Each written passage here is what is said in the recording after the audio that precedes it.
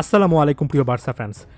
Hansi Flick বার্সাতে আসার পরে প্লেয়ারদেরকে নিয়ে ফিজিক্যালি এমন বেশি কাজ করবেন যে বার্সা প্লেয়ারদেরকে শারীরিক দিক থেকে এতটাই শক্তিশালী হতে হবে যে রীতিমতো জিমে গিয়ে সিক্স প্যাক টাইপের প্রতিটা প্লেয়ার হতে হবে, এমন টাইপের কথাবার্তা অনেক শোনা যাচ্ছে। এখানে ফিজিক্যাল দিকটার কথা বলতে গিয়ে আমরা অনেক সময় ব্যাপারটাকে মিস ইন্টারপ্রেট করে ফেলছি, ভুল বুঝছি অথবা ভুল বোঝানোর চেষ্টা করছি, নিজেরা অনেক জায়গা থেকে ক্লিয়ার হচ্ছে না।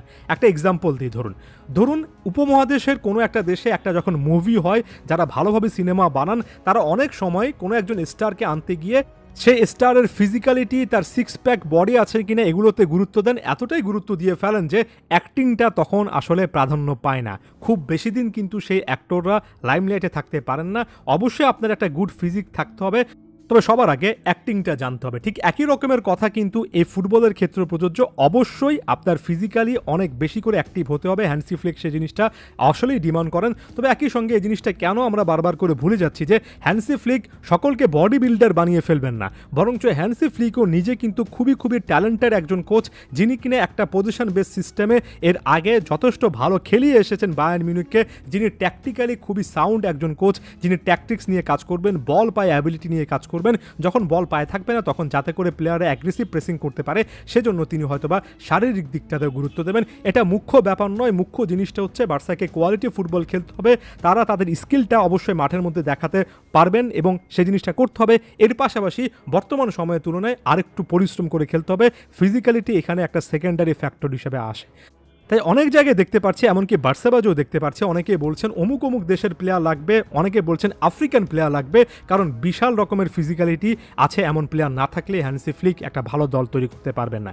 ব্যাপারটা যদি এটাই হতো তাহলে অ্যাডামা ট্রাওরের মতো একজন ফুটবলার সবসময় বার্সাতে টিকে থাকতেন এবং তিনি বার্সা লা মাসিয়া থেকে বা বার্সা বি টিম থেকে উঠে আসার পরে এতবার তাকে বার্সার বাইরে যেতে হতো না।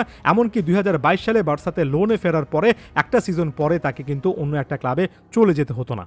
অনেকেই আবার বলছেন বার্সাতে বর্তমানে এই কোচের অধীনে খেলতে পারেন তেমন ফিজিক্যালিটির প্লেয়ার একেবারেই নেই। ওই যে ঘুরে ফিরে আমরা এখানে বডি, সিক্স প্যাক এগুলোকে এতটাই বেশি গুরুত্ব দিচ্ছি যে আমরা হয়তো বা বুঝতেই পারছি না যে গাভি এখানে এমন একটা এক্সাম্পল হতে পারেন যেখানে আসলে হ্যান্সি ফ্লিক এমন একটা প্লেয়ার পেয়েছেন যে প্লেয়ারটা তার সিস্টেমে অনেক দিক থেকে খাপে খাপে মিলে যায়। শুধুমাত্র আমি বলছি না, স্প্যানিশ মিডিয়ার বিশেষজ্ঞ সাংবাদিক, অভিজ্ঞ সাংবাদিকরাও কিন্তু একই টাইপের কথাবার্তা বলছেন। গাভির ফিজিক্যালিটি দেখুন, গাভিকে কোনো দিক থেকে দেখলে কি আপনার কাছে মনে হয় যে তার কাছে সিক্স প্যাক আছে, বিশাল একটা দেহ আছে? এটা আসলে প্রাইমারি ফ্যাক্টর নয়।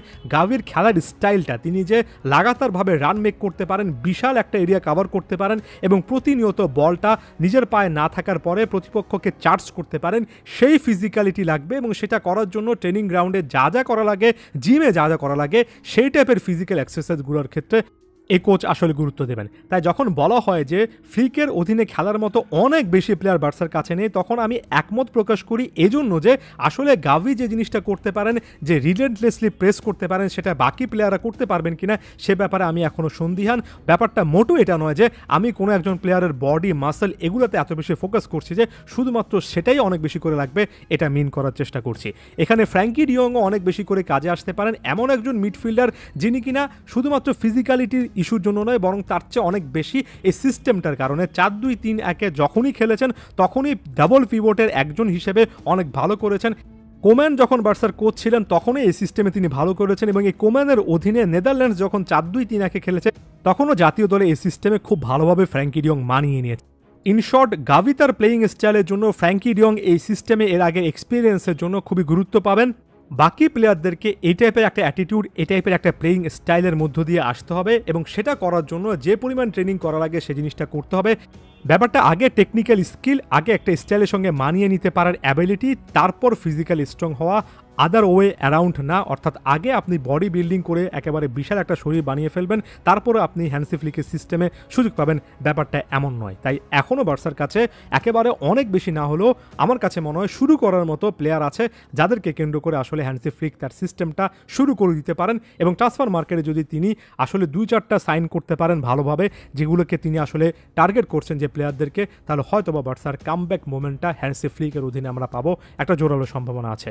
আদিওস ভিস্কা এল বার্সা।